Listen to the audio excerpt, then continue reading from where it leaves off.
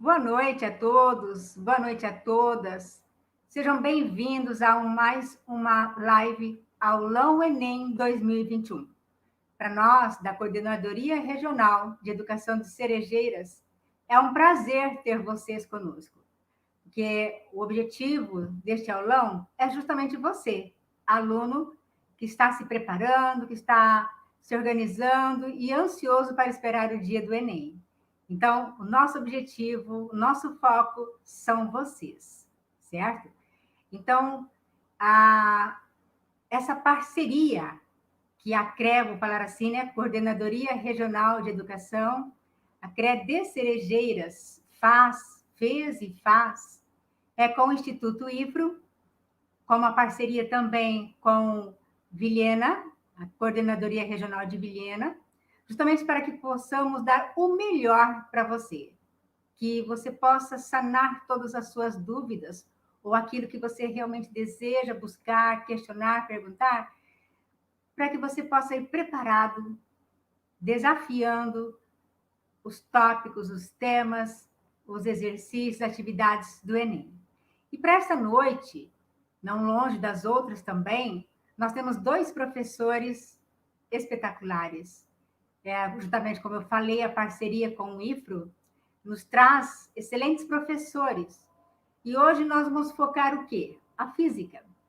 Nós sabemos o quanto esse conteúdo, esse componente curricular tem as suas peculiaridades, tem as suas dificuldades, e às vezes um detalhe pequeno, um simples detalhe que nos falta o conhecimento, nos falta a forma de guardar para a resolução daquela atividade, impede de alcançarmos a resolução de um exercício que vai exigir mais conhecimento, exigir mais elaboração. Então, os nossos professores desta noite é o professor Márcio, do IFRO, professor de Física, e o professor Vicente.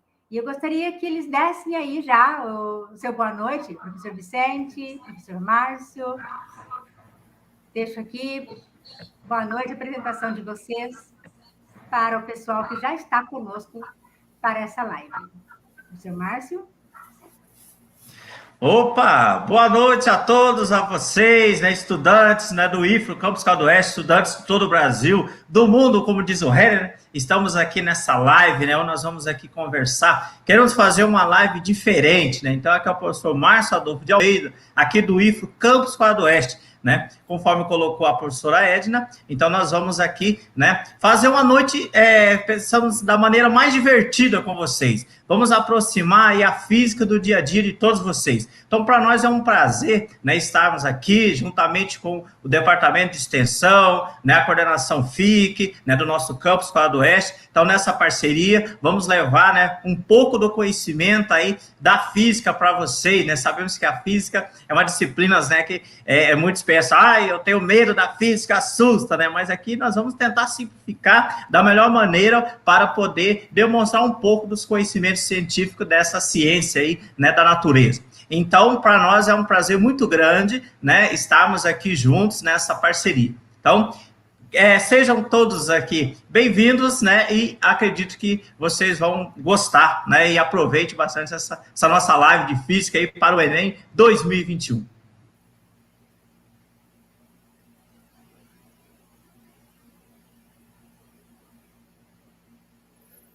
E aí, Márcio, concluiu tudo?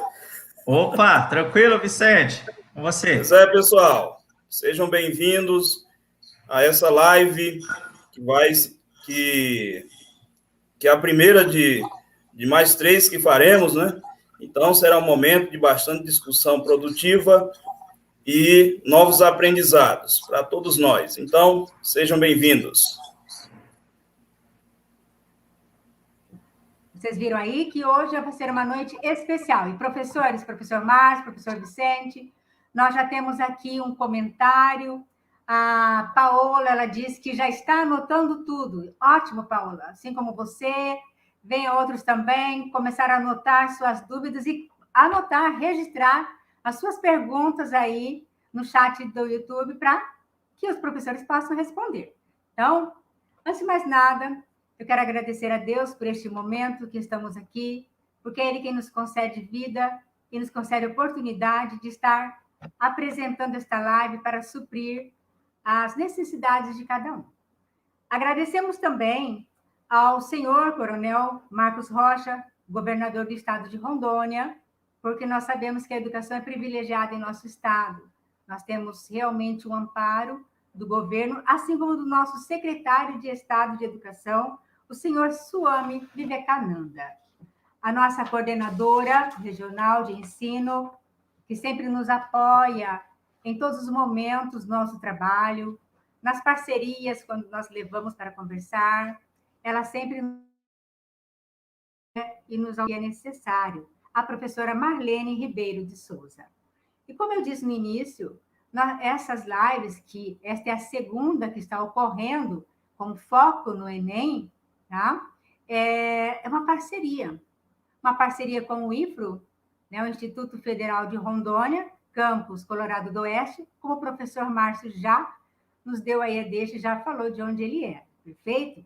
E também nós agradecemos muito essa parceria, porque desde 2019, 2020, nós estamos trabalhando juntos e só temos sucesso em nossas lives. São excelentes professores que alcançam o almejo, atinge, na verdade, o aluno que está aí do outro lado, com suas dúvidas, suas perguntas, e conseguem ser sanadas. Então, é uma alegria essa parceria para nós, que continua. Por isso que está aí mais uma live, e não é a primeira, nem a segunda. Amanhã nós temos uma live, continua esta live com o professor Vicente e o professor Márcio. Também não podemos deixar de agradecer a professora Germana. Ela sempre está conosco, sempre está nos apoiando, e ela é a coordenadora substituta dos cursos de formação do IFRO. Então, Germana, em seu nome, nós agradecemos a esse instituto que está sempre conosco.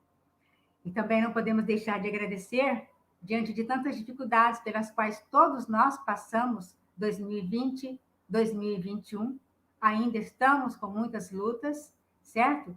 Nós precisamos fazer uma parceria, e a coordenadoria de Vilhena abriu as portas, nos auxiliou, nos ajudou em tudo.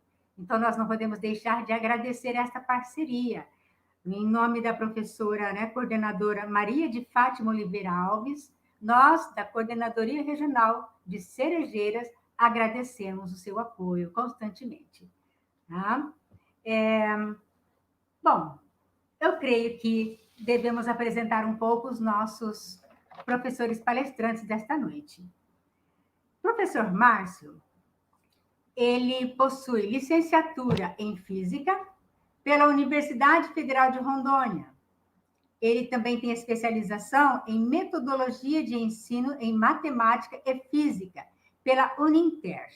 Então, vocês, alunos, aproveitem, perguntem, porque eu sei que é um componente curricular que exige bastante e muitos alunos têm muitas dificuldades nesses conteúdos. O professor Márcio também é coordenador no estado de Rondônia, olha só, gente, da Olimpíada Brasileira de Física, OOBFP.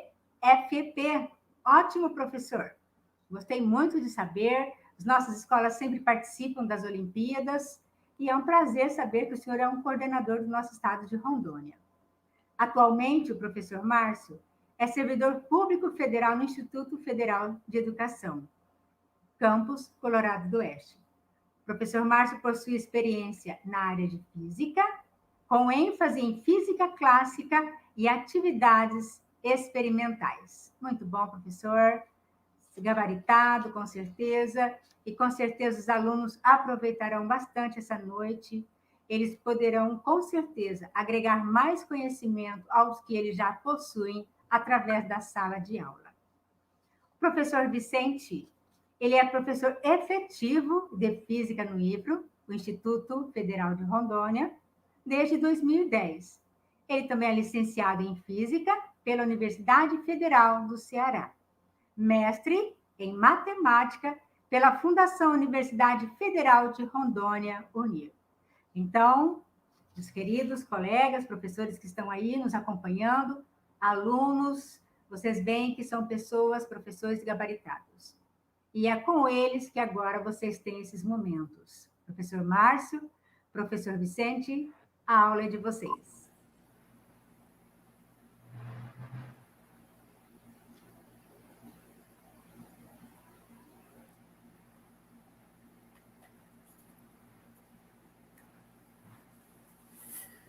Então, pessoal, vamos começar fazendo uma introdução de como a gente vai trabalhar e dos materiais que a gente vai disponibilizar para vocês.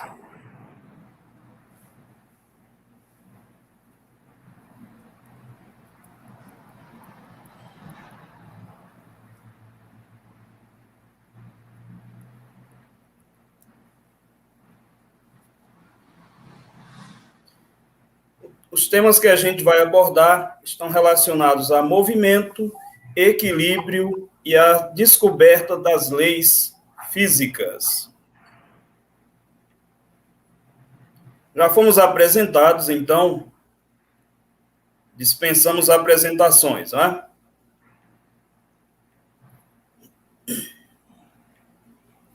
E como material de apoio, né, para não ficarmos só nessa aula, mas que vocês possam também seguir adiante no aprendizado, porque o nosso propósito é fazer com que se abram, né, caminhos para novos aprendizados.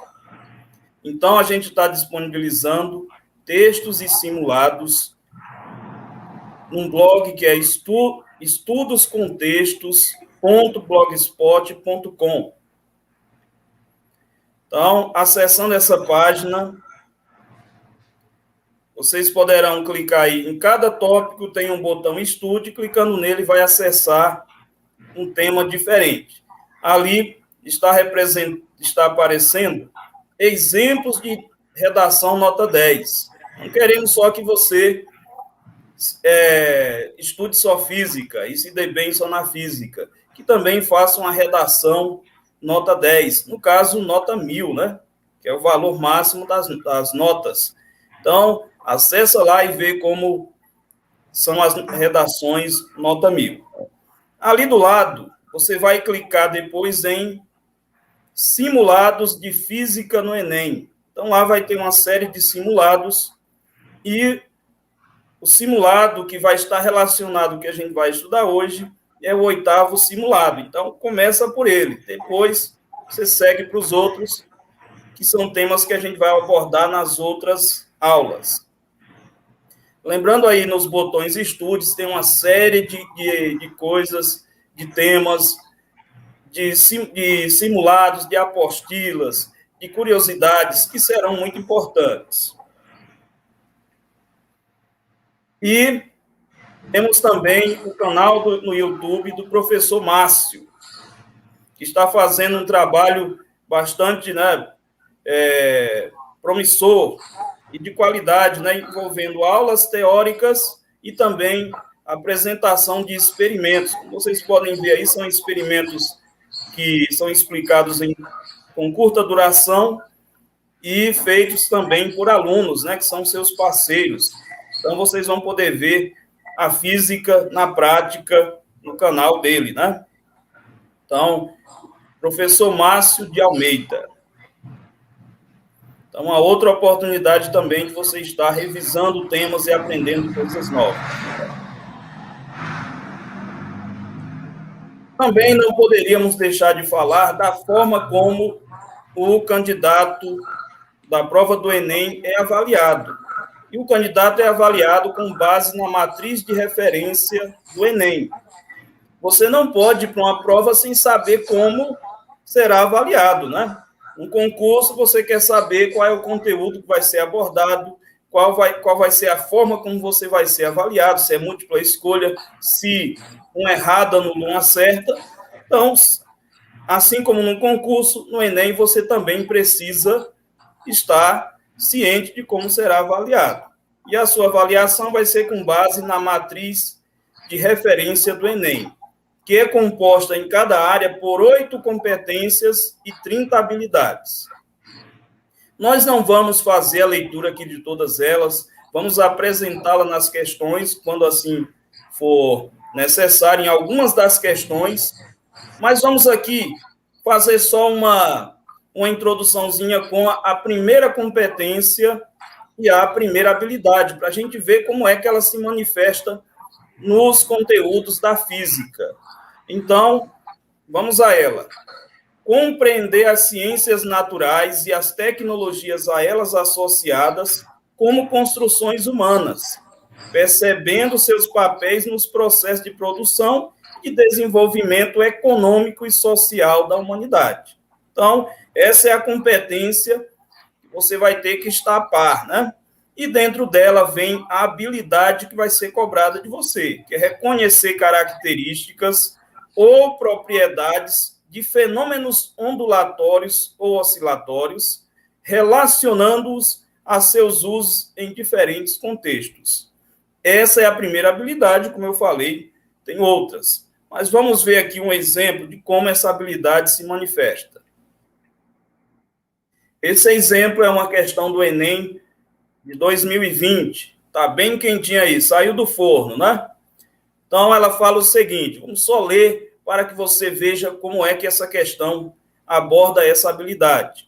Para se deslocar e obter alimentos, alguns mamíferos, como morcegos e golfinhos, contam com a sofisticada capacidade biológica de detectar a posição de objetos e animais pela emissão e recepção de ondas ultrassônicas. O fenômeno ondulatório que permite o uso dessa capacidade biológica é A, e aí nós temos 5 alternativas: reflexão, difração, refração, dispersão ou polarização. Então, você precisa reconhecer essas propriedades dos fenômenos ondulatórios e aplicá-la nos diferentes contextos que irão surgir, seja no mundo animal, seja, por exemplo, no ultrassom, que detecta, né, que estuda, né, o estágio de gravidez ou alguma doença. Então, isso são só 2 exemplos de tantos outros que você deve estar para saber o que está ocorrendo ali. Então, é isso que o Enem busca, né? E lembrando um detalhe importante, né? A gente fez a leitura do texto e depois veio o comando, que é essa segunda parte aí separada. Então, é importante fazer a leitura desde o começo, obtendo todas as informações, né? Ali no texto fala que ocorre a emissão de ondas ultrassônicas e a recepção. Então, isso é importante, por isso que é importante a leitura do texto, né? Essa questão a gente vai abordar nas aulas seguintes e vamos nos aprofundar nela e na resposta que vai ser dada. Mas lembrando sempre de seguir essa ordem, fazer a leitura do texto e depois ver o que o comando está pedindo. Isso é super importante fazer dessa forma. Então, e para concluir essa parte, nós vamos iniciar a noite com um desafio, que é o primeiro desafio da nossa primeira aula. E esse desafio que foi pensado aqui por nós, né?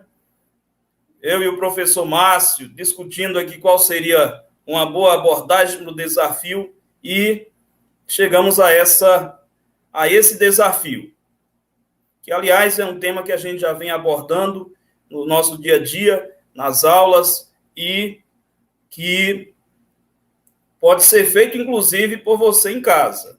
Então, vamos lá. No copo A, indo ali da direita para a esquerda, nós temos um ovo dentro da água. A água que veio da torneira. Aquela água que você bebe quando filtra, né? E o ovo afundou nessa água. Então, se ele afundou, eu já posso concluir que a densidade do ovo é maior do que a densidade da água. Mas no copo B ocorreu uma mágica, né? O ovo começou a flutuar, ele perdeu o contato com o fundo do copo. E isso ocorreu, eu agora vou desmistificar essa mágica, né? Falar do truque. Foi dissolvido sal no interior dessa água. E ao dissolver sal, a densidade da água aumentou e ficou igual à densidade do ovo. E por isso, ele se equilibra sem precisar tocar o fundo do copo.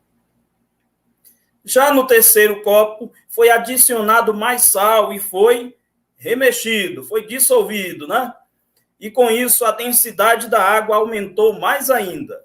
E feito isso, o ovo passou a boiar. Se você olhar direitinho aí, você vai ver que tem um pequeno volume ali do ovo que está fora da água. E nessa situação, a densidade da água ficou maior do que a densidade do ovo, né? Então, veja que a adição do sal alterou a densidade da água até um certo limite. Então, sem mais delongas, a pergunta é, né? Por que no Mar Morto um banhista tem mais facilidade para boiar? Então, lá o cara fica de boa, né? Dá até para ler um jornal boiando na água sem se preocupar em afundar.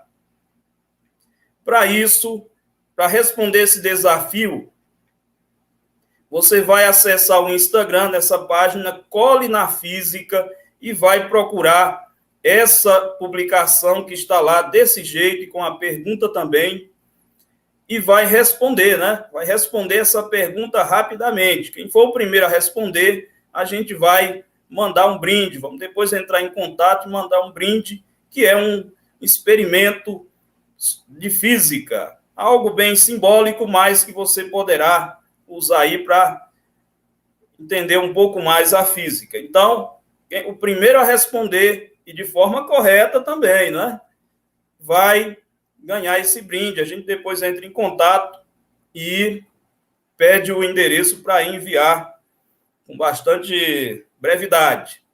Então, esse é o nosso primeiro desafio. Por que no Mar Morto um banhista tem mais facilidade para boiar quando a gente compara, por exemplo, numa piscina, né, ou num rio? Então, é isso.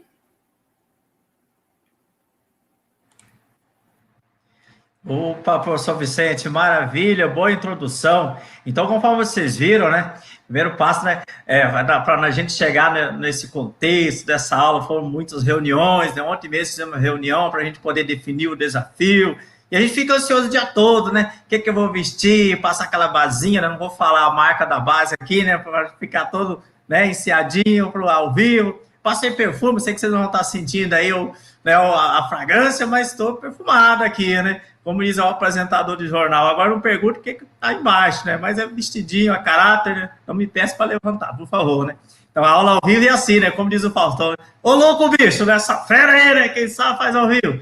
É isso aí, mas parabéns, professor Vicente. Exatamente o ponto importante é isso que nós vamos trazer para vocês, tá vendo? Não é a física de cálculo. Sabemos que a física de cálculo já, né, há muito tempo, né? O professor se apegava, né? Aquele professor, eu lembro que eu já, né, passando pelas minhas trajetórias, eu vou falar um pouquinho aqui da minha trajetória, né, até concluir o mestrado em física, foi grande, e um dos pontos quando nós iniciarmos nosso trabalho de física é isso, eu vou passar aquela prova onde eu vou detonar todo mundo, né, coloca lá as questões de cálculo, às vezes você nem explicou e coloca, e aí é o maior pecado. E aí depois surgiu o Enem, né, e exatamente o Enem ele foi evoluindo, e um dos pontos importantes é exatamente relacionar o que o aluno aprende, né, na escola com o que é cobrado no Enem, exatamente aí dentro das competências e habilidades. Então, você estudante aí, você já sabe que a hora que você vai começar a ler uma questão, essa questão já foi pensada dentro do quê? De competências e habilidades, então é dessa maneira, né? Então, bem falado aí pelo professor Vicente. É isso que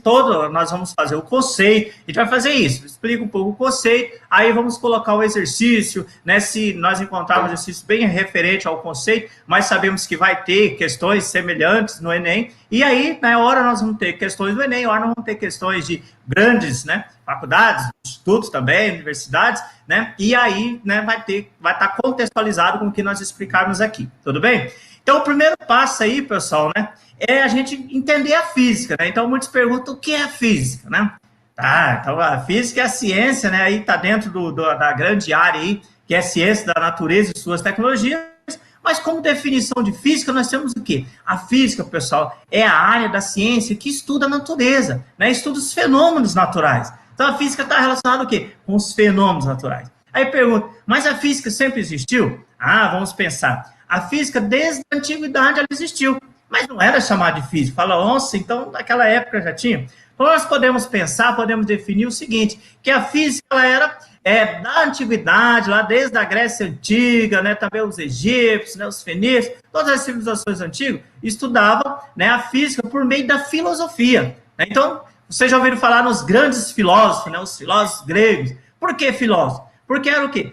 Pensadores, né? Eram os grandes pensadores. Mas qual foi o problema, né? Tipo assim, não vamos pensar o problema, mas por que não tinha bem a física na época? Porque tudo era filosofia, tudo era a ciência filosófica, porque não ocorria o quê? A experimentação, né? Então, vamos pegar como exemplo Aristóteles, né? Aristóteles afirmou, olha, se dois corpos, né, caindo à mesma altura, o mais pesado, então ele utilizava assim essa frase, diz aí, né, os grandes escritores, o mais pesado chegaria primeiro, né? Aí todo mundo, que homem, que estudo, que descoberta, né? E aí, né, essa afirmação de Aristóteles perdurou por mais de 2000 anos, até chegar onde? Chegar exatamente em Galileu, né? Galileu Galilei. Foi considerado o quê? O físico experimental. Foi o primeiro, né, cientista ali a desenvolver experimentações. E a partir daí foram surgindo novos estudiosos dentro da física. Tanto é que depois, a partir ali, vamos pegar do início, meado do século, por exemplo, 17, aí a ciência começou a dividir em áreas, né? Então, aí veio a área da química, a área da matemática, a área da medicina, né? E assim por diante. Então, ciência, gente, quando nós pensamos em ciência, é conhecimento. E ela foi dividindo, né, em várias áreas. Já pensou se fosse como era na antiguidade? Aí, por exemplo, quem estudava física, também estuda medicina. Aí, né, algo relacionado à física, chama aquele doutor lá, vem aqui. Ou a área é algo relacionado à medicina, chama lá o professor Márcio para fazer a cirurgia. Eu ia fazer o quê? Ia dar um jeito de colocar um movimento mais rápido da pessoa, né? Então seria bem complexo. Ainda bem que houve as divisões de áreas, né? E aí a física foi evoluindo, né? Passando, então, podemos colocar nomes importantes, né, dentro da física, conforme citado Galileu Galilei, Isaac Newton, né? Max Planck, Albert Einstein, né? Então, né, são vários outros nomes que nós podemos estar falando aqui, relacionado a cada um, né, no estudo do fenômeno da natureza. E por isso nós temos exatamente aqui, o que nós vamos abordar: grandezas, movimentos, vetores, forças, impulsos, então tudo dentro desse contexto aqui da física, né? A hora nós vamos estar dentro da física clássica, que também foi chamado de física newtoniana, e ora também dentro da física moderna. Então, está relacionando aqui. Então, é isso que nós vamos fazer nessa nossa definição, dessa nossa primeira aula, ok? Então, nós temos aqui o primeiro ponto, né? As medições. Então, né, na antiguidade, tá? Vocês têm conhecimento, né, das aulas que as pessoas utilizavam muito parte do corpo para utilizar as medições, né? Então, aí vem um ponto importante, né? De que maneira medir? Pé, polegada, jarda e assim por diante.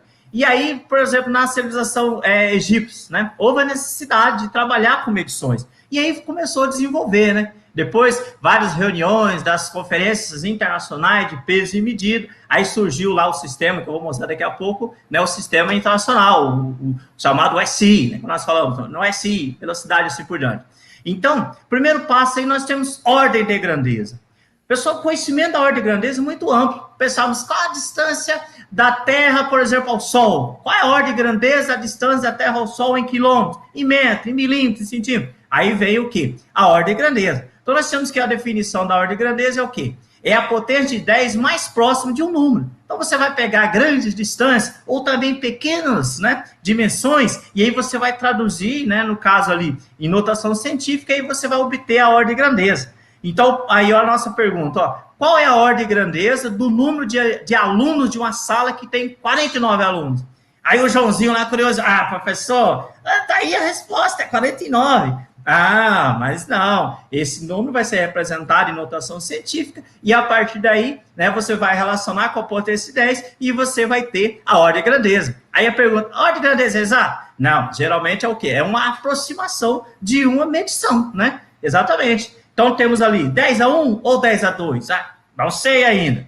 Então para isso nós temos o quê? A notação científica, né? Então o que é a notação científica? Então geralmente trabalhamos, na prática, você da área de ciência, de laboratório, experimentação, você trabalha com um número muito grande ou um número muito pequeno. Então, nesse caso, um número muito grande ou um número muito pequeno, você pode converter ele em notação científica, né? Então, quando ele é grande, você vai ter um expoente aí, né, no caso, positivo. E quando ele é pequeno, um expoente negativo. Então, nesse caso aí, você tem a sua notação científica. Então, são conceitos para você aprofundar, né? Leia, olha, eu interessei, vou ler mais sobre a notação científica. Então, ali nós temos, ó, já sabendo que, primeiro passo para mim definir a ordem e grandeza, eu tenho que colocar um número, esse valor que eu tenho lá da minha medição, né, em notação científica. Feito isso, eu vou analisar o meu valor, né? Nós chamamos de um valor decimal que está ali, o meu valor X. Por exemplo, no primeiro, nós temos 2,5 vezes 10 à quinta, né? Aí está lá a ordem e grandeza, é a minha potência de 10 elevado ao expoente mais próximo do meu valor, né? No caso ali, 10 à quinta. O outro, 5,1 vezes 10 a menos 5. Aí a ordem e grandeza está 10 a menos 4. Ué, como assim? 10 à quinta, 10 a menos 4. Então, qual é a regrinha, né? Então, hoje nós temos a comparação para colocar um valor, né? Para aproximarmos a ordem e grandeza de um número, vai ser a raiz de 10. Então, se você bater na sua calculadora, vou descobrir e ver se ele está certo. Eu não vou falar os algarismos depois. Mas aproximadamente a raiz de 10, né, a raiz quadrada de 10 é 3,16. Então, memorize. Você vai ter lá aquele valor 3,16. Aí você vai comparar com esse valor, por exemplo, 2,5. Então, quando o meu valor X ele for maior ou igual, ó, marque na cabeça, pessoal, maior ou igual à raiz de 10. Aí você vai, né, a sua ordem de grandeza, o seu expoente vai ser acrescido de uma unidade. Ok? E se ele for menor que a raiz de 10, ou seja, menor que 3,16, que é o valor aproximado da raiz de 10, que é esse valor que é importante para você, aí você vai, no caso, se ele for menor, não altera a sua ordem de grandeza de acordo com o exponencial ali da notação científica. Ah, professor Márcio, então agora eu sei, ó, 2,5 vezes 10 à quinta. Então, 2,5 é menor que a raiz de 10, que é 3,16. Logo, você tem 10 à quinta, né, vezes 10 a zero. Ah, por quê? Porque toda base elevada a zero é 1. Então, você tem 10 à quinta vezes 1, vai dar 10 à quinta. E você né, não está alterando o seu expoente. Agora, 5,1 vezes 10 a menos 5, olha, 5,1 é maior ou igual que a raiz de 10, que é 3,16. Com isso, você vai ter 10 a menos 5 vezes 10 a 1. Olha só que legal. Então, você tem que 10 a 1 é 10, ó, aproximou de 10. Exatamente, toda base elevada a 1, né? É a própria base. Então, você tem 10 a menos 5 vezes 10 a 1, vai dar 10 a menos 4. Por quê, professor Márcio? Conserva a base e soma algebricamente os expoentes. Menos 5 mais 1 vai dar 4. No caso, menos 4. Por isso, 10 a menos 4. Então, aí você tem uma pequena noção de ordem e grandeza para você usar essa regrinha e aprofundar. Beleza? Então, esse é um ponto importante aí desse conceito. Depois, nós temos aqui, né, no caso, a unidade, grandeza e unidades. Então, conforme eu disse, né, a necessidade de medição, né, surgiu exatamente na antiguidade. Então, nós temos aí, né, o chamado, né, Sistema Internacional de Unidades, onde nós temos, no Sistema Nacional de Unidades, várias grandezas físicas que você pode fazer conversões para chegar nesse sistema. Então, se você tem, hoje, no nosso mundo moderno, você vai pegar um celular, você fala, vou ver lá, o professor Márcio falou, quilômetro e metro, né? Beleza? Então, você vai colocar no seu celular, vai estar o aplicativo, o programinha, você vai ter. Então, pessoal, o Sistema Internacional de Unidades, ele vai ter essas 3 unidades básicas, que é o que nós vamos falar aqui, dentro da mecânica, que é o sistema MKS. Então, o sistema MKS, tá? Ele é considerado o quê? Ele é denominado metro, quilograma, segundo. Lembra? É só uma abreviação. Metro é em M, quilograma o casinho, né? O segundo é S. Por isso, MKS. É o Sistema Internacional de Unidades da Mecânica. Então, você tem que o comprimento no MKS vai ser o metro, tá? Onde o símbolo é o eminho.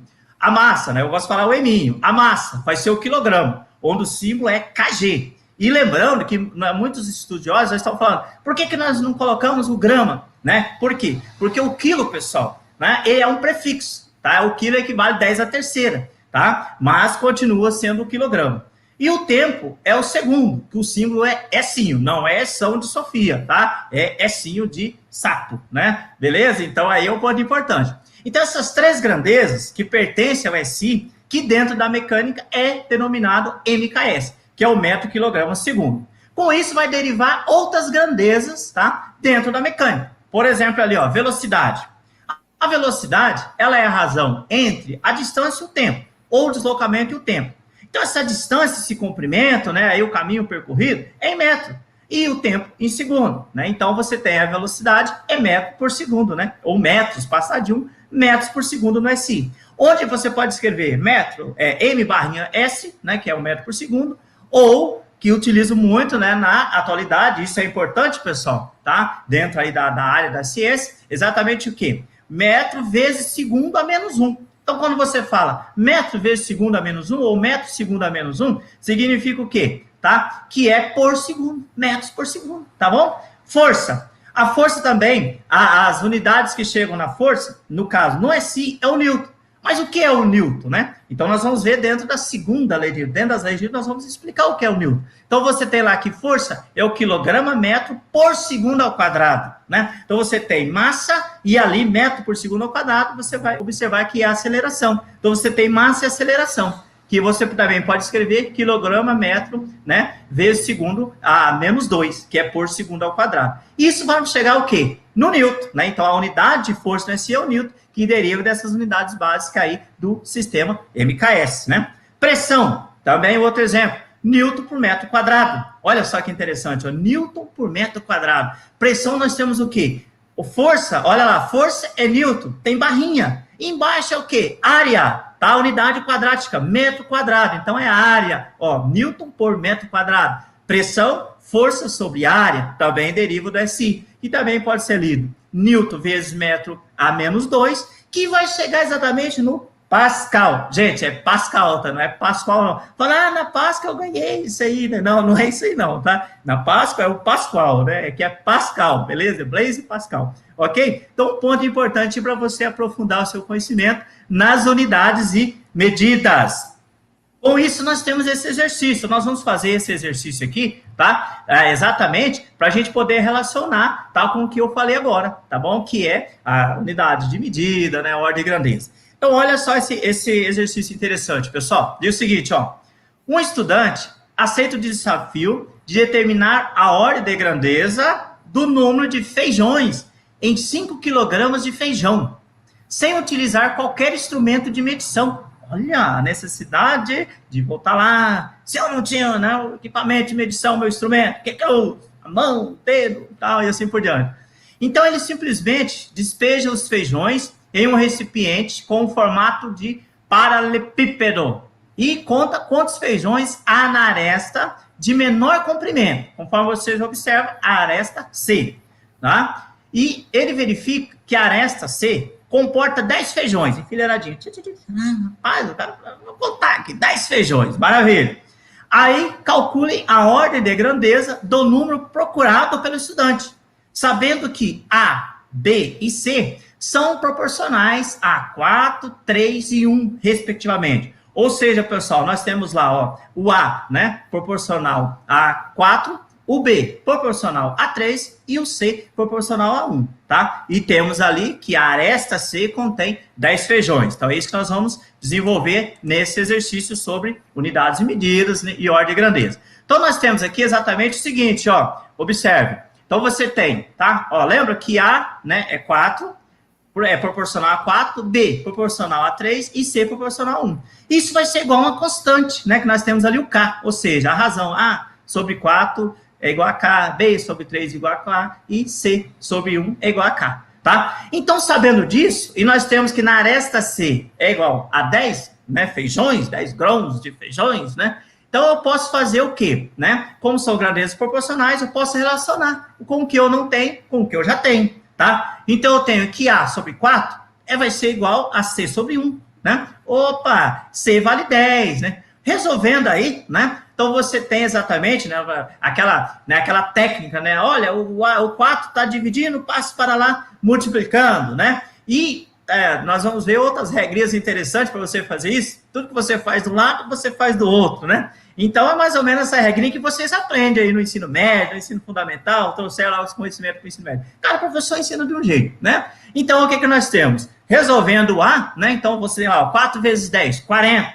Olha, eu já tenho o A. O mesmo eu vou fazer com o B. B sobre 3 é igual a 10 sobre 1, que é C sobre 1. Resolvendo, 3 vezes 10, 30, você tem o valor de B, que vale 30. Mas pensa, olha só que legal. Fala, professor, então aquele, né, aquele recipiente lá, né, do estudante, do Joãozinho, vamos colocar assim, né, o Joãozinho curioso lá. Então, aquele recipiente parece o quê? Um cubo, um paralelepípedo e tal. Ah, ótimo. Então, essa figurinha do cubo para vocês entenderem, que é o quê? Uma análise volumétrica, né? Então, o que eu tenho, por exemplo, em determinar o volume de um paralelepípedo ou de um cubo, né? Vai ser, por exemplo, assim, nós falamos, né? A base, né? Vezes a altura, vezes a espessura ou profundidade. Então, você vai levar isso para o seu dia a dia, para a sua prática. Não, eu quero fazer uma piscina de tanto... O profissional falou que para colocar 20 mil litros d'água tem que ser com essas arestas. Olha, o que é aresta, professor? Então, você tem aqui. Então, se você pode levar um exercício desse, pessoal, para várias áreas aí, né? Você pensar exatamente em competência e habilidade. Então, o que nós vamos encontrar? Exatamente o quê? A quantidade de feijões, que vai ser o volume do meu paralelepípedo, né? E logo o volume vai ser o quê? O produto das arestas, né? Olha só, comprimento, largura e espessura. Então, o A, né, é 40, o B é 30 e o C é 10. Multiplicando tudo, nós temos o quê? 12 mil grãos de feijões. Ufa, chegamos na resposta, professor Márcio? Ainda não, porque ele pediu o quê? A ordem de grandeza, tá? A ordem de grandeza do número de feijões. Então, você tem 12 mil grãos de feijões. Então, o que eu falei aquela hora para colocar em ordem de grandeza? Primeiro, você coloca ele em notação científica. Como que é colocar em notação científica? Você desloca as casinhas, tá? Não são zeros, pessoal. O número de casas deslocadas. Tanto para a esquerda como para a direita. Se o número é grande, né? Aí, no caso, o valor maior que 1, isso nós falamos que é um número grande. Você desloca a vírgula para a esquerda, né? No caso, é 12 mil grãos de feijão. Ele é 12 mil, né? 12 mil. Então, é grande, né? Então, você vai deslocar aí a vírgula 4 casas para a esquerda. E o expoente será positivo. Então, ó, 1,2 vezes 10 a quarta equivale a 12 mil grãos. Logo, o que é a ordem de grandeza? A regrinha da raiz de 10, a raiz quadrada de 10. Então, você tem lá, ó, raiz quadrada de 10, né? É 3,16. 1,2 é menor que 3,6. Logo, o 10 a quarta vai permanecer, que é 10 a quarta vezes 10 a zero. Toda base elevada a zero é 1, logo mantém, tá? Aí 10 a quarta. Então, essa é a ordem de grandeza do número de grãos de feijões aí realizado, esse ótimo exercício pelo estudante aí. O Joãozinho, vamos dizer, o Joãozinho fez esse exercício, ok? Então, show! Agora é com você, Vicentão.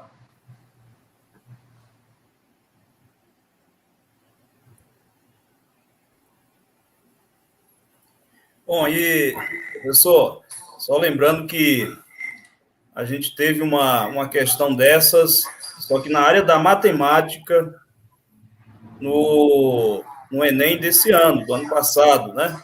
2020, que no caso foi realizado em 2021. E importante dar uma olhadinha nela, tratando lá de investimentos, e aqui a gente tratou de volume. Mas agora nós vamos tratar dos gráficos, a importância dos gráficos para o Enem, para avaliação dentro daquela matriz de referência. Então, no Enem é exigida a interpretação de gráficos. E a gente tem que observar as grandezas, por isso essa introdução foi muito importante, né? Atentar às unidades envolvidas, identificar a tendência de comportamento do gráfico e analisar as inclinações das retas e de outras curvas, né? E áreas sob as curvas. Para isso, nós vamos direto para um exemplo. Que a questão é a seguinte, uma questão bem clássica, né? Um veículo está a 50 metros de um semáforo. Quando este fecha em t igual a 0 segundo. Então, a partir daí começa a acontecer um fenômeno. Então, nós vamos interpretar esse gráfico. Esse gráfico é da velocidade do carro em função do tempo, né? E aqui a gente já vê, já tem que ir lá em cima, na ponta da seta, se tiver seta, né? E verificar que a velocidade está em metro por segundo. Isso é fundamental. Depois vai lá embaixo e vê que o tempo está em segundo. Então, a velocidade vai variar em metro por segundo e o tempo está sendo dado em segundo. Então, está tudo bonitinho aí, né? Só alegria. Vamos ver no instante zero qual era a velocidade desse carro. No instante zero, a velocidade era 20, né? Esse valor que está aqui no eixo vertical representa a velocidade no instante zero. E nesse instante, o semáforo fechou, né? Ficou vermelho, vermelhou. E aí, o que é que o cara tem que fazer? Ele vai ter que frear, né? Ele estava a 50 metros e vai ter que frear. Só que, há um detalhe importante. Ele demorou 0,5 segundos depois do fechamento do semáforo para pisar no freio. É aquele tempo, né? Se o cara estava desatento, ou então aquele tempo de reação que sempre existe, né? Você está indo, ocorre uma interrupção no tráfego, demora-se algum tempo para iniciar a frenagem. E isso chama-se tempo de reação. Demorou 0,5 segundos para isso ocorrer. Quanto foi que ele andou? Veja que a velocidade não mudou. Eu tenho aqui um segmento do gráfico na horizontal. Então, a velocidade se manteve constante de 0 até 0,5. Eu posso fazer essa conta rapidamente, professor? Claro que sim. Você tem aqui 20 metros a cada segundo. Então, em meio segundo, vai andar quantos metros? Vai andar metade de 20, né? Então, ele anda ali 10 metros. Professor, e agora o que foi que ocorreu? A velocidade passou a cair, não é isso? Passou a cair até zerar, após os 5 segundos. Na verdade, 4,5 depois da frenagem, né? Que é 5 menos meio, menos 0,5. Quantos metros ele andou? Pelo gráfico, será que é possível? Bom, pelo gráfico, a gente pode chegar a 45 metros. Professor, mas de onde é que veio esse 45? Então, vamos lá. Nós podemos calcular o espaço percorrido aqui nesse caso, calculando a área abaixo do gráfico. Calculando a área abaixo do gráfico. Nós temos aqui um triângulo, então basta conhecer a base e a altura, multiplicar e dividir por 2, né? Porque a área de um triângulo é base vezes altura dividido por 2. Então, vamos lá. 5 menos 0,5 vai dar 4,5. Eu quero só esse pedaço, só o triângulo. 4,5 da base vezes 20 da altura. Vai dar 90, né? Mas, como é área de triângulo, eu divido por 2 e o resultado é 45 metros. Então, ele andou 10 e depois 45. Eu poderia usar essa mesma ideia da área aqui, né, nesse retângulo. Mas havia aquela outra forma intuitiva, né? Aqui fazendo a mesma coisa, né? Base vezes altura, área de um retângulo. 0,5 vezes 20 vai dar 10. Então, ele andou 10 e depois 45. A soma aqui vai dar 55. Professor, mas ele só tinha 50 metros de distância, né? Então, quer dizer que algo errado ocorreu, né? Ele não conseguiu parar a tempo. Então, esse cuidado que a gente tem que ter, né, no trânsito e no estudo aqui do caso do Enem, no estudo dos gráficos, né? Saber interpretar o que está ocorrendo e chegar aos resultados. Aqui só uma observação, é a seguinte, né? Imagine que a velocidade continuasse constante, que esse sinal não tivesse fechado, né? Se ela tivesse continuado constante, em 4,5 ele teria percorrido 90 metros, né? Seria 4,5 vezes 20. Então, se ela tivesse continuado constante. Mas ela caiu e foi a 0, então esse retângulo aqui dividiu em 2, não é isso? Outra maneira de você encontrar o 45. Como o retângulo que era 90 dividiu em 2, sobrou 45. uma outra forma de você verificar isso, né? E só lembrando aqui que o espaço percorrido é velocidade vezes tempo, né? Mas a gente só pode fazer esse cálculo quando a velocidade é constante, multiplicar a velocidade vezes tempo. Ou então, quando eu tenho a velocidade média. Mas não acabou por aqui, né? Agora nós vamos entrar na matriz de referência do Enem e ir aqui para a competência de área 5 e habilidade 17, que nos diz o seguinte: entender métodos e procedimentos próprios das ciências naturais e aplicá-las em diferentes contextos. Então, isso aí vai me dar um campo muito amplo.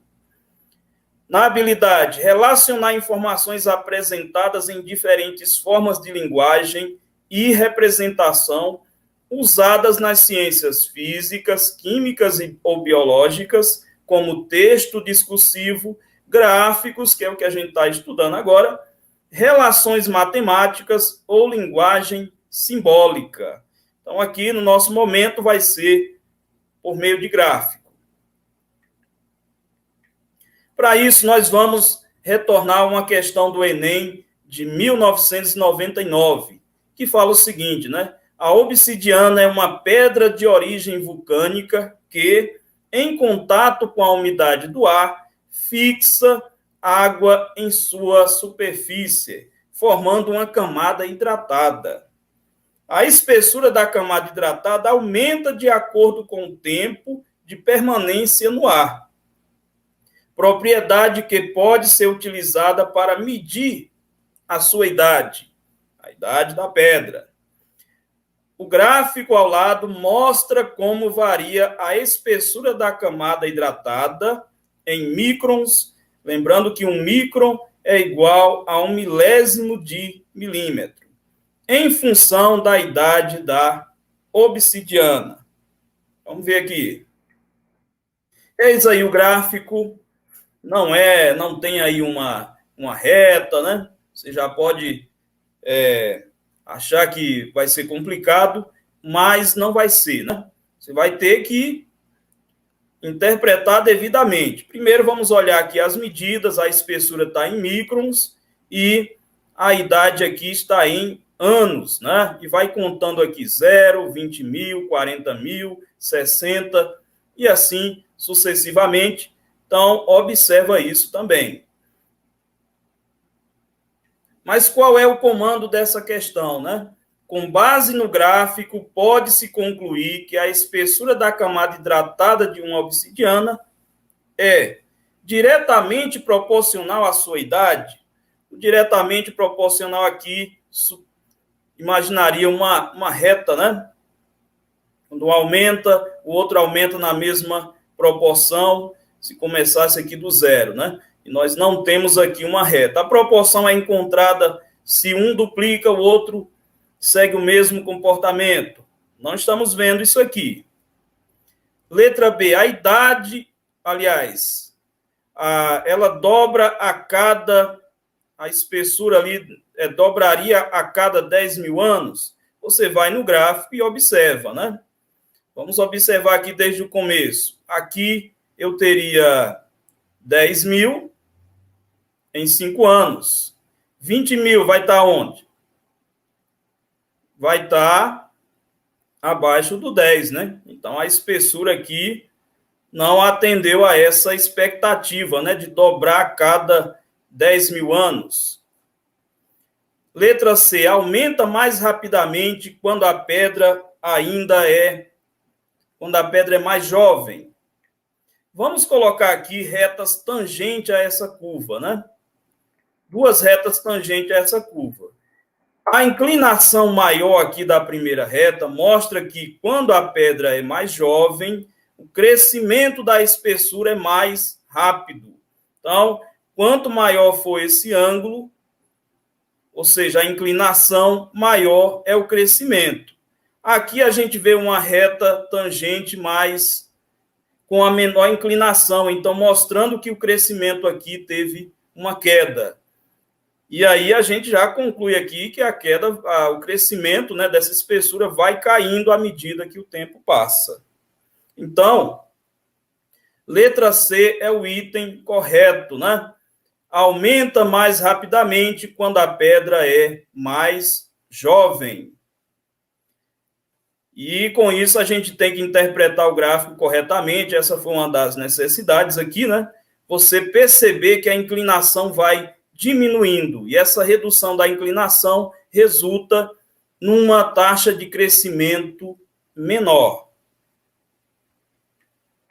Aqui, só para finalizar, a inclinação da reta tangente ao gráfico diminui à medida que o tempo passa.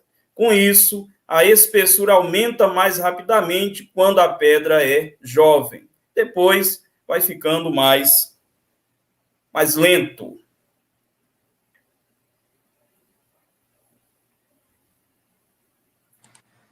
Opa, maravilha! Interessante que o professor Vicente fazendo exercício, agora eu descobri a idade da pedra. Consegui descobrir a idade da pedra com esse exercício. Muito bom, parabéns. Essa fera aí, né? Então agora, pessoal, né, dando continuidade aí na sequência, temos o movimento uniforme. Pessoal, o movimento uniforme, ele é estudado de duas maneiras, de forma escalar e também de forma vetorial, né? Então, dentro da cinemática escalar, você trabalha o movimento uniforme de maneira escalar. Então, vamos considerar espaço, tempo, né? No caso aí, o espaço e a velocidade como sendo escalar. Não é importante a direção e o sentido. Agora, quando nós falarmos dentro das leis de Newton, aí o movimento uniforme fica um pouquinho mais complexo, né? Então, podemos pensar assim. Então, o que é a definição, né? A pergunta que vem lá do Japão, por exemplo. Perguntaram em japonês, mas foi traduzida ali para mim já no chat, está traduzida já. A pergunta é: o que é o movimento uniforme? Qual a definição do movimento uniforme? Então, podemos dizer que o movimento ele é dito uniforme quando a velocidade tem módulo constante. Ah, professor, o que é isso? Sempre o mesmo valor, né? Então, aí pergunta, mas na prática, né? É fácil de obter o movimento uniforme? Não, né? Então, para grandes distâncias, por exemplo, essa análise começou a ser, né, ela foi desenvolvida exatamente com Galileu, né? Então, o movimento uniforme é um movimento com velocidade, né? Sempre com o mesmo valor ao longo do tempo. Então, podemos dizer que o móvel, né, uma partícula, um móvel, um ponto material, que realiza o movimento uniforme, ele vai percorrer distâncias iguais em intervalos de tempos iguais. Então, aí você tem. E aí a fórmula é essa. Então, né, a velocidade é o quê? A razão entre o deslocamento e o tempo, onde o deslocamento é aquela posição final menos inicial. E o intervalo de tempo final mais tempo inicial. Então, quando você pega e isola ali o deslocamento, né? Aí você tem exatamente que a variação do espaço, lembra? Olha, distâncias iguais em intervalos tempos iguais. Então, essa variação do espaço aí vai ser o produto da velocidade vezes o tempo. Ou seja, a variação do espaço, ela é dependente do tempo, porque a minha velocidade é a constante, ok? Então, nesse caso, você tem um movimento uniforme. E a unidade do SI, conforme eu disse, lembra lá anteriormente? Metros por segundo, né? Na prática, você tem o quilômetros por hora, né? Aí você tem a regrinha básica. Como converter metros por segundo para quilômetros por hora? Qual mais eu uso? Então, se você pensar, o movimento de uma barata. Geralmente a barata. Você vai tomar banho daquela barata. É barata. Tá. Então, aí o movimento, né? No caso aí, metros por segundo. Agora, já nas estradas, nas rodovias, temos o quilômetro por hora. Por isso a regrinha básica, pessoal. Então, o importante é você, né, lembrar da regrinha tal, não preocupar. Porque às vezes você vai lá, você está lá no Enem, depara com exercício, unidade diferente. Meu Deus, qual é aquela regrinha? Então, você vai começar a pensar qual é a estimativa, a comparação do metro com o quilômetro, a hora com o segundo. Por exemplo, eu lembrei, né, 1 hora tem 60 minutos, 1 minuto tem 60 segundos, vai dar 3.600. Por isso ali o 3,6? Realmente. Então, essa é a regrinha básica. Então, a velocidade em metros por segundo, para você converter para quilômetros por hora, você multiplica por 3,6, tá? 1 metro por segundo é igual a 3,6 quilômetros por hora. Por exemplo, a velocidade do ser humano, tá? Em média, vamos colocar assim, caminhando bem, né? Comida, eu quero chegar, tá? 4 quilômetros por hora, né?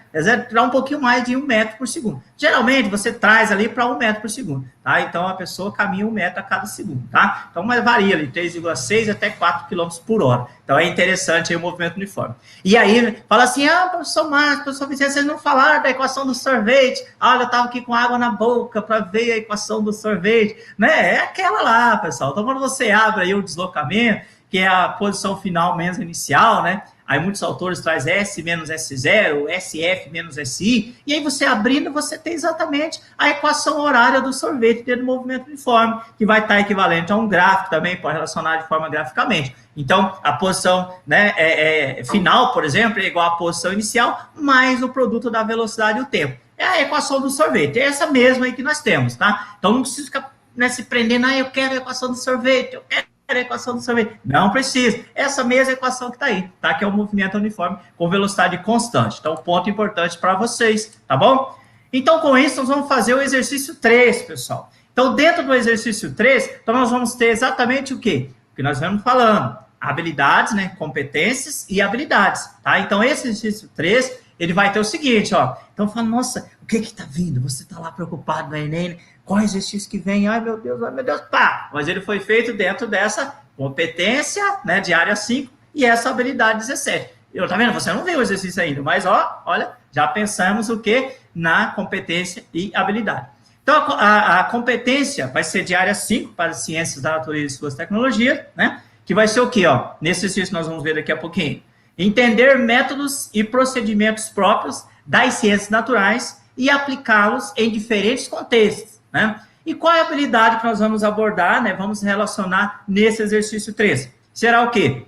Relacionar informações apresentadas em diferentes formas de linguagem, né? E representação usada nas ciências físicas, químicas ou biológicas, como texto discursivo, gráficos, tabelas, relações matemáticas ou linguagem simbólica, né? Então, olha só, tá? Então, dentro desse exercício, nós vamos, né, abordar aí essa competência de área 5 e habilidade 17. Então, vamos lá, né? Então, vamos lá nesse exercício. Então, diz o seguinte, ó, esse exercício é do Enem 2012, tá? Então, diz, ó, uma empresa de transportes precisa efetuar a entrega de uma encomenda o mais breve possível, tá? Então, olha o contexto.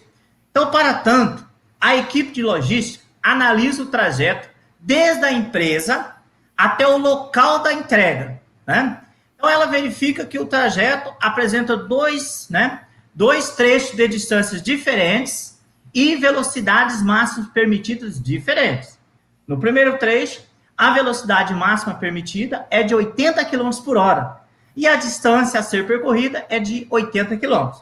Já no segundo trecho, cujo comprimento vale 60 km, tá? E a velocidade máxima permitida é 120 km por hora, tá? Então, olha só, gente, tá vendo o contexto, né? Esses tempos, primeiro, eu gosto de contar histórias. Eu tava viajando com meu primo, né? E aí ele perguntou para mim, por que é escrito nesses essas carretas, esses baús de transporte, né? Transporte e logística, né? Ah, porque exatamente você vai informar quando você vai fazer a contratação, tá bem aí, né? Vai fazer a contratação, você vai já informar o quê? Cidade, né? O estado, cidade, registro, tecnologia, GPS, então eles vão fazer toda a logística. Aí vão falar o valor para você, né? Porque eles vão colocar todos os, né? Os fatores, né? Internos e externos na viagem, né? Então vai ser isso aí. Então, olha o contexto, tá feito, agora vamos lá para o comando, né? O professor Vicente colocou comando.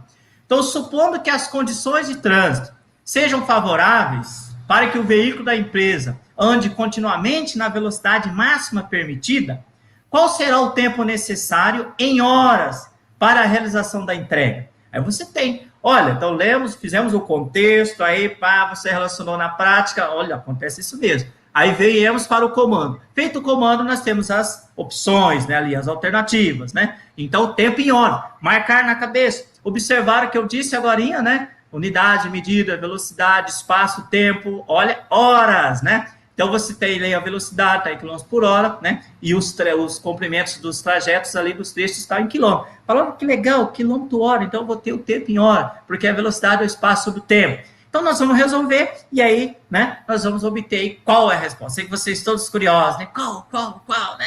Eu fiz aqui, né? Então, é isso que nós vamos ver, ok? Tempo em horas, tá? E para a realização da entrega, total. Então, nós temos aí, pessoal, no primeiro ponto, né? Então, olha aí na primeira parte, tá? Então, na primeira parte, nós temos já os desenhos dos trechos, né? Primeiro trecho, a 80 km, a velocidade máxima permitida, 80 km por hora. O segundo trecho, 60 km, e a velocidade máxima permitida, 120 km por hora, né? Então, nós vamos determinar aí o tempo de cada trecho, usando o quê? a equação do movimento uniforme. Olha, que legal. Velocidade, espaço sobre o tempo, que são os trechos. Qual a velocidade do primeiro trecho? 80 km por hora. Qual é o espaço? Né, o trecho? 80 km. Dividido pelo tempo. Aí você tem aquela regrinha, lembra que eu falei? Eu faço o quê, professor? Multiplica cruzado, né? Grandezas diretamente proporcionais, né? Ou tudo que você faz de um lado, você faz do outro. Lembra? Isso é interessante. Essa técnica que nós trouxemos para vocês. Então, você tem lá à esquerda da igualdade, 80. À direita, você tem 80 sobre ΔT. Aí você faz o quê? Multiplica tudo por ΔT. Tá? Então, multiplica o primeiro lado, né? Da igualdade, esquerda da igualdade, ΔT e o segundo também. Com isso, você vai observar que você vai cortar, né, os ΔTs da direita. Então, sobrou o quê? 80 vezes ΔT, que é igual a 80. Olha, que legal. Aí, novamente, então, tudo que você faz de um lado, você faz do outro, né? Tá? Então, agora eu vou multiplicar, agora eu vou pegar, vou dividir tudo por 80. Eu divido o primeiro lado por 80, o segundo também. O primeiro 80 por 80 dá 1, e o segundo, né, no caso 80 por 80, também dá 1, né? Então, você tem, ó, 80 por 80 aqui, sobra o ΔT, que é 1 vezes ΔT, ΔT. Então, você já tem, né, o intervalo de tempo do primeiro trecho. Olha, já tem o que é 1 hora. Falta agora do segundo trecho. Então, é isso que nós vamos fazer, tá? Então, da mesma maneira, nós temos lá, né, do segundo trecho, 60 km, uma velocidade máxima permitida de 120 km por hora, né? Então, a equação, né, do movimento uniforme. Velocidade é igual ao deslocamento pelo tempo. Lá, lembra que ela é constante. Então, 120, que é igual a 60 sobre ΔT. Tudo que eu faço de um lado, faço do outro. Então, multipliquei tudo por ΔT. Com isso, eu cancelei os ΔTs do lado direito. Ficou do lado esquerdo, tá? Lembrando que eu quero ΔT agora. Então, agora eu vou dividir tudo por 120. Olha, então, do lado esquerdo, 120 por 120 vai dar 1 ΔT, que é o ΔT. Do lado direito, 60 por 120 vai dar meio. Olha, então o tempo do segundo trecho, né, 0,5 horas, né, ou seja, meia hora, né. Com isso, o tempo total será somado, né, então nós vamos somar o tempo total, tá? Então, sendo assim, o intervalo de tempo total desde o início até o final, até a entrega, vai ser 1 hora do primeiro trecho, mais meia hora do segundo trecho. Com isso, vai dar 1,5 horas, né? Então, olha lá que interessante, ó. Novamente o comando, aí você vai fixar habilidade e competência. Então, supondo que as condições de trânsito, né, sejam favoráveis para que o veículo da empresa ande continuamente, né, na velocidade máxima permitida, qual será o tempo necessário em horas, né, para a realização da entrega? Logo, 1,5 horas. Está aí o comando, está a resolução, está a resposta, e você trabalhou com contextualização, habilidade, competência, né, e experiência aí. Ok? Então, vamos lá, professor Vicente, com você agora.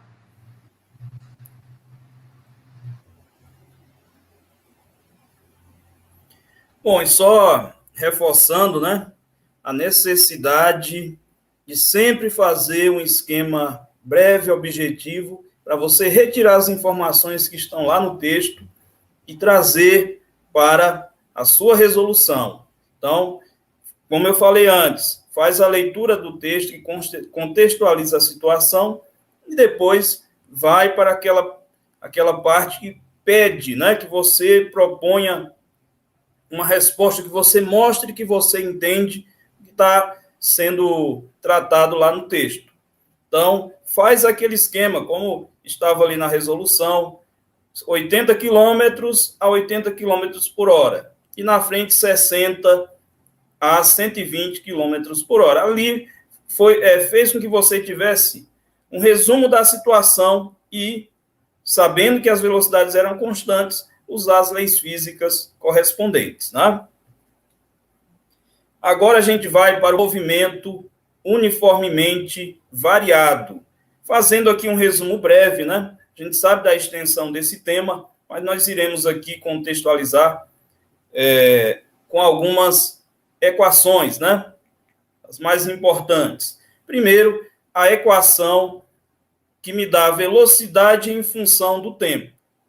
Então, como o movimento é uniformemente variado, então a aceleração, que é a taxa de variação da velocidade, é constante. É o quanto a velocidade aumenta ou diminui a cada segundo, né? Se for no sistema internacional. Então, a velocidade final vai ser sempre a inicial, mais o produto da aceleração vezes o tempo. E a variação do espaço, como é que vai se dar?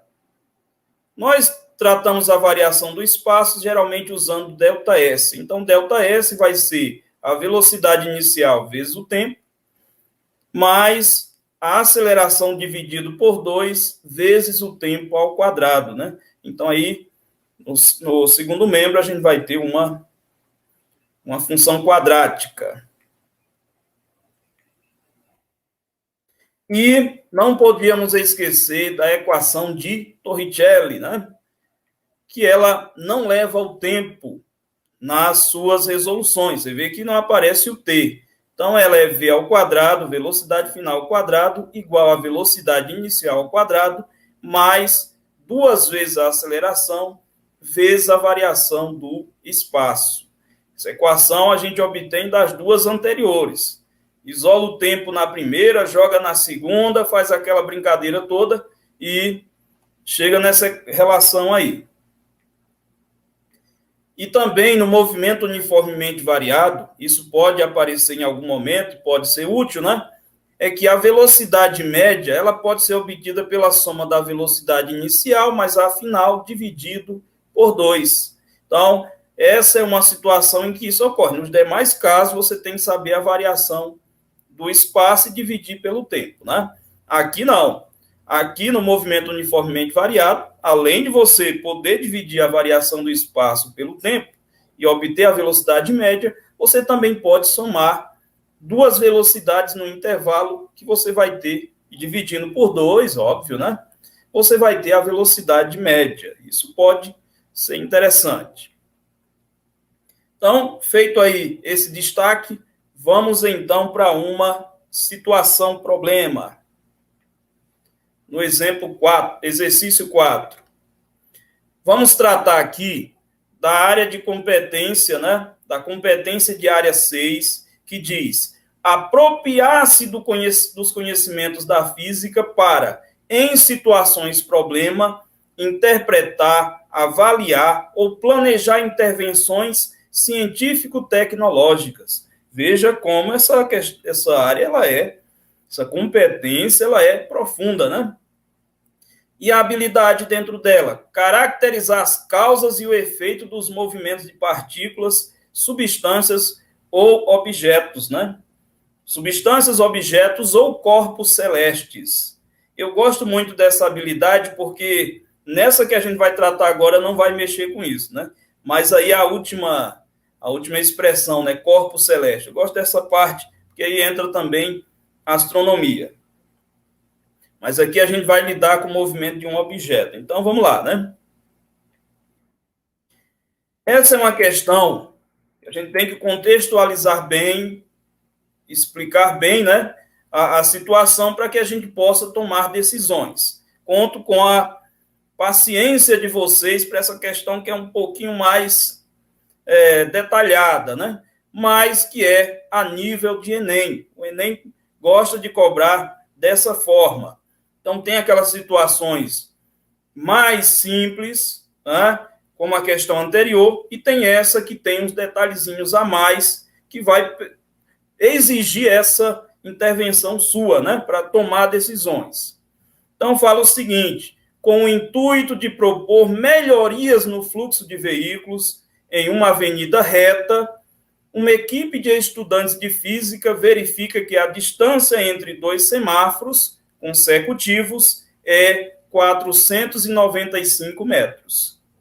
Eles concluíram que, em média, um automóvel parte do repouso com aceleração de 1,5 metro por segundo ao quadrado, né? Ou segundo a menos 2. Essa representação a menos 2, muito usada no Enem, né? E atinge a velocidade de 54 quilômetros, você diria, por hora, né? Mas ali está a menos 2, o que dá no mesmo. Mantendo velocidade constante a partir daí. Então, de modo geral, é isso que os carros geralmente fazem, né? Numa reta, acelera, atinge uma certa velocidade e depois mantém aquele valor. Após a partida de um veículo com essas condições acima do primeiro semáforo, se passam 30 segundos até que o semáforo seguinte acenda a luz amarela, né? Aquela luz de atenção, o cara reduzir e parar no local certo, né? Ou sem invadir a faixa de pedestres, ou então sem colidir com nenhum veículo. Então, nós temos essa situação. Agora é o seguinte, vamos ver o que é que está pedindo. Diante desses dados, qual deve ser o tempo mínimo adicional necessário para retardar o fechamento do semáforo e que permita a passagem do veículo antes da interrupção da luz verde, né? Então, essa é a condição. E aí nós temos as opções, temos que ver as unidades que vão ser pedidas nas alternativas, para a gente não ficar perdido, né? 5 segundos, 8 segundos, 9, 12 ou 15. Então, nossa resposta tem que estar em segundo, por isso a gente tem que estar bastante atento às unidades. Vamos aqui à resposta. Primeiramente, eu vou destacar os dados, né? Sempre buscando o máximo de organização para que eu não me perca, para que eu não perca tempo, já que a prova exige bastante, né? Uma avaliação na área de ciência da natureza e suas tecnologias tem 45 questões. De modo geral, 15 delas são de física.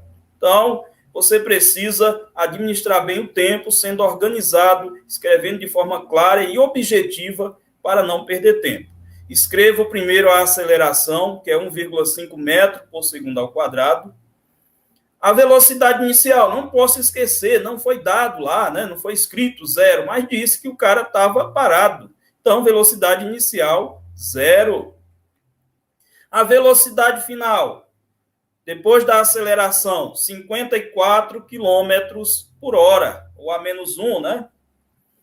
Mas, espera aí, eu tenho metro por segundo e tenho quilômetro por hora. Isso não é problema, porque a gente já viu a relação entre metro por segundo e quilômetro por hora. Então, você imediatamente já divide por 3,6. Não brinca com isso, né? E aí, então, você vai ter 15 metros por segundo.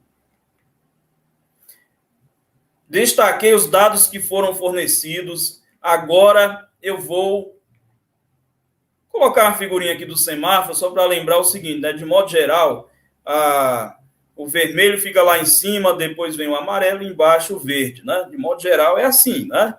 Para que até as pessoas daltônicas consigam não se confundir, né? Possam não se confundir na representação aí das cores. Se tem dificuldade para distinguir o vermelho do verde, ele sabe que lá em cima, se está aceso, é vermelho, mesmo que ele se confunda. Então, se for o caso do daltônico, né? Então, só essa curiosidade breve aí.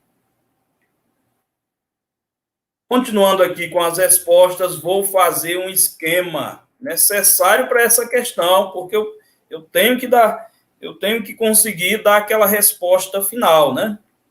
Então, aqui eu vou colocar o semáforo 1, no instante 0, e ele está verde, né? O cara partiu de lá com velocidade inicial 0, a velocidade foi crescendo e atingiu ali 15 metros por segundo. No instante T, né, que não foi dado.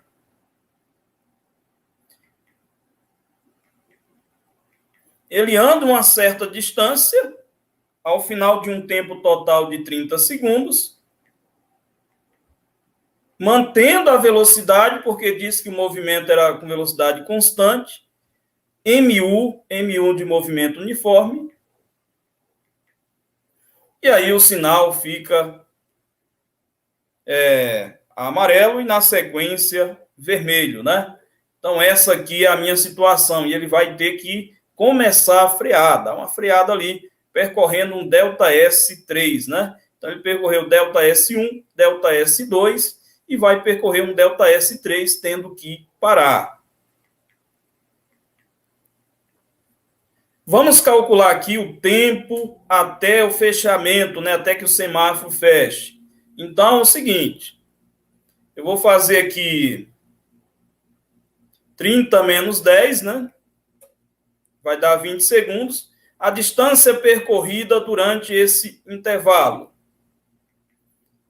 A distância percorrida é velocidade vezes tempo. Então, eu vou fazer ali 15 da velocidade vezes o tempo que ele andou com velocidade constante. Então, isso aqui me dá 300 metros.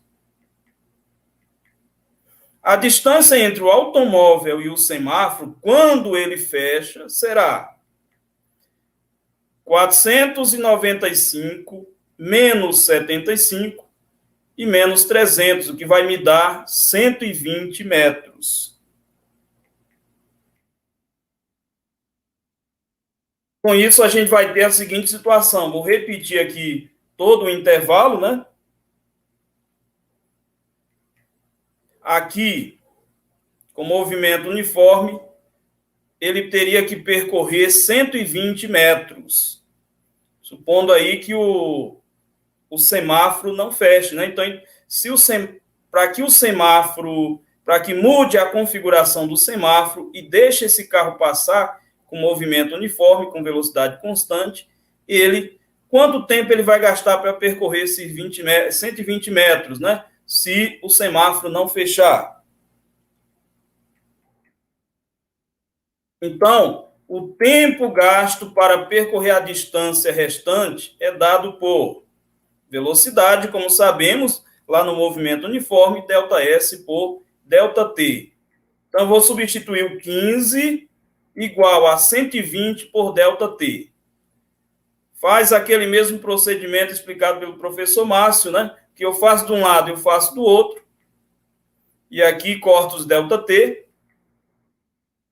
E vai ficar 15 vezes ΔT igual a 120. O resultado aí é 8 segundos. Então, o que a gente está pensando, né? Não permitir que o semáforo feche para que ele possa continuar com velocidade constante de 15 metros por segundo e percorra aqueles 120 metros. Então, ele vai gastar aí 8 segundos se ele mantiver essa velocidade. Sendo assim, o intervalo mínimo de tempo a ser acrescido ao semáforo deverá ser de, no mínimo, 8 segundos, né? E aí, com isso, né? Qual o tempo que eu devo acrescentar? E vai ser aí a letra B de bola. Então, essa é uma questão que tem esse objetivo, né, de fazer com que você interprete situações e entenda o movimento de corpos, de objetos, né? E é isso aí.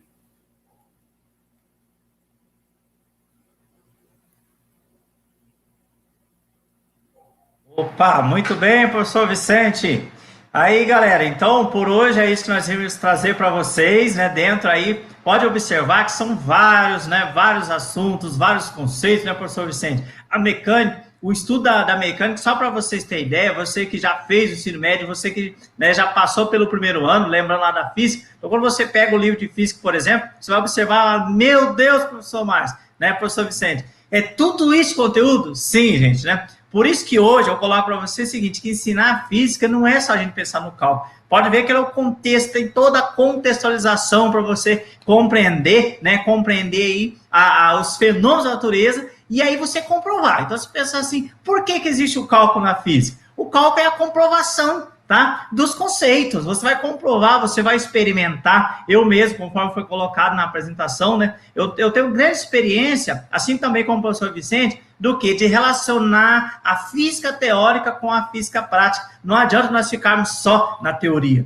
tá? Hoje, nós temos que acompanhar o quê? A evolução tecnológica, né? Todo o funcionamento das coisas, né? Lembra? Não me recordo aqui o autor, um livro muito interessante, que era porque isso, porque aquilo, né? Tá sempre perguntando. Nossos filhos perguntam para nós os fenômenos que ocorrem à nossa volta, e aí nós vemos o quê? Que tudo que você faz, praticamente tudo que você vai desenvolver em seu cotidiano, em seu dia a dia, envolve a física, tá? Então amanhã, né, professor Vicente, amanhã nós vamos continuar falando ainda de mecânica, né? Tá? Os conceitos aí relacionados à mecânica, E, tá, queremos vocês, façamos esse convite novamente. Amanhã, firme aqui às 19 horas, horário de Rondônia, né, onde nós vamos ter o quê? Professor Márcio, professor Vicente, aulão, né, do Enem aí, com o movimento, o equilíbrio, né, e a descoberta de leis físicas, tá? Ok? Pois não, professor Vicente, falava alguma coisa? Só reforçar, né, a necessidade de estar revisando esses temas clássicos da física, os temas fundamentais. A gente sabe que a prova do Enem, ela muitas vezes vem com as questões mais, vou falar, delicadas, mais sofisticadas, né? E vem aquelas mais fáceis, né? E o aluno não pode errar as fáceis. Se você erra as fáceis e está certo nas difíceis, para o Enem tem coisa errada aí, né? Tem chute na jogada. Então, para que o chute não seja errado, você tem que ter os conhecimentos essenciais. E resolver aquelas mais fáceis primeiro e depois ir para as mais complicadas. Então, para isso tem que ser uma base, tem que revisar, pegar bons livros e estudar, assistir vídeos, né? Tem uma série de opções, fazendo simulados e discutindo também. Isso é importante que você, hoje mesmo à distância, continue discutindo com seus colegas, forma um grupo, pequeno grupo, onde todo mundo tem um conhecimento ali parecido, né? Importante isso, e cresçam juntos. Essa é uma das dicas que a gente dá. E discuta a física, discuta os fenômenos, questione, ao invés de ficar só no livro, ou no vídeo, ou seja, em qualquer outro material, discuta a física, faça disso uma coisa corriqueira, coisa que a gente costuma fazer, né? Discutir os fenômenos físicos, procurar entender e participar. E é isso. E, olha, ótima dica do professor Vicente, e mais também, né, importante, pessoal, que nós aqui, né, temos a equipe aí, né, do CREA, trabalhando junto, e aí no chat nós não temos, né, acompanhamento, vocês sabem que a live é assim, né, então nós não temos acompanhamento direto de tudo que está ocorrendo no chat. Então, se teve alguma pergunta, né, tal, que, né, foram feitas aí no chat, depois nós vamos analisar, professor Vicente e eu, e aí podemos amanhã responder. Não vamos esquecer, tá? Vamos dar uma olhada no chat, alguma pergunta aí interessante relacionada. Sei que vocês ficaram curiosos do desafio, não esquecer desse desafio, acho que já até responderam, para ganhar o brinde surpresa, acho que já responderam. E também teve até na abertura, onde o professor Vicente coloca, né, o exemplo da matriz, né, curricular do Enem. Então, a matriz exatamente colocou uma questão. E já teve, viu, Vicente? Teve telespectadores já falando, perguntando da resposta. Então, amanhã nós vamos falar a resposta, ou deixar para o terceiro ainda. Vamos ver. Vamos pensar se essa resposta será amanhã. Mas o interessante é que o desafio já foi respondido, tá? Então, depois, pode ficar tranquilo, tá? Que nós vamos analisar certinho e vamos responder a todos, tá bom? É interessante que vocês participem, né? Ao vivo ali, pergunta aí, né? A equipe traz pra gente, que é legal. Eu sei que vocês ficaram curiosos de muitos fenômenos, e aqui é só o começo, né? Queremos continuar aí nessa parceria, e aí vocês têm o nosso contato, a gente continua, né? No blog, né? No canal do YouTube, e lá gravando. Daqui a um dia vai estar todos os conteúdos gravados ali no meu canal, todos vários simulados, todas as questões já demonstradas aí, apresentadas pelo professor Vicente em seu blog. Então, aí é um conhecimento assim que vem para somar para você, estudante, né? Nunca esqueça do estudante do IFRO, Colorado Oeste, Rondônia, o Brasil e o mundo, como diz o Renan. Então, por hoje aqui é só. Muito bom, professor Márcio, professor Vicente. Ótimas dicas que vocês passaram aos alunos que estão aqui conosco, certo? E algo que me chamou muito a atenção, com certeza também em relação aos próprios alunos que estão participando, é que vocês fizeram referência à matriz do Enem, destacando a competência e habilidade de cada item, de cada questão que vocês estavam expondo, explicando para os alunos nesta noite. Então, foi realmente espetacular. E é interessante, né, professor? Quando vocês escolheram esse tema, que foi justamente o movimento, o equilíbrio e a questão das leis físicas, né? Da descoberta dessa lei física. Porque, com certeza, né, você que está aí conosco, acompanhando essa live, sabe muito bem que o Enem, na sua matriz curricular, ele dividiu, né, justamente para uma facilidade de estudo, os objetos de conhecimento em 7 tópicos, né? E observe vocês que estão conosco, acompanhando os professores, professor Márcio, professor Vicente, que eles abordaram o segundo tópico, que está dividida a matriz do Enem, matriz referência. Então, aguardem amanhã, vamos acompanhar amanhã, porque com certeza os professores trarão surpresas.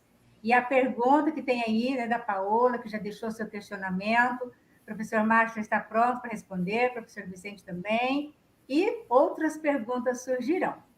Então, neste momento, eu convido a Sirlene, professora Sirlene, que é a subcoordenadora do ensino, tá? Que é justamente a coordenadora pedagógica, e ela está sempre conosco, trabalhando conosco, e nos apoia em toda atividade. Sirlene, seja bem-vinda, Sirlene. Olá a todos. Mais uma vez, né, a gente se sente agraciados por essa parceria aí com o Instituto de Colorado do Oeste, na pessoa da professora Germana. Eu já agradeço, né, aos professores que estiveram conosco nessa brilhante live. Professor Márcio, professor Vicente, parabéns pelas explicações, parabéns pelo planejamento, pelas escolhas, né, da temática que foi desenvolvida hoje aqui. Com certeza, hoje foi uma noite produtiva, mas que terão outras noites também produtivas com os senhores. Muito obrigada, a Crede Cerejeiras agradece imensamente essa parceria e a disponibilidade dos senhores de estarem conosco. Eu estou aqui segurando o meu celular, tá, gente? Está meio balançando aqui. Minha internet hoje não está colaborando muito comigo.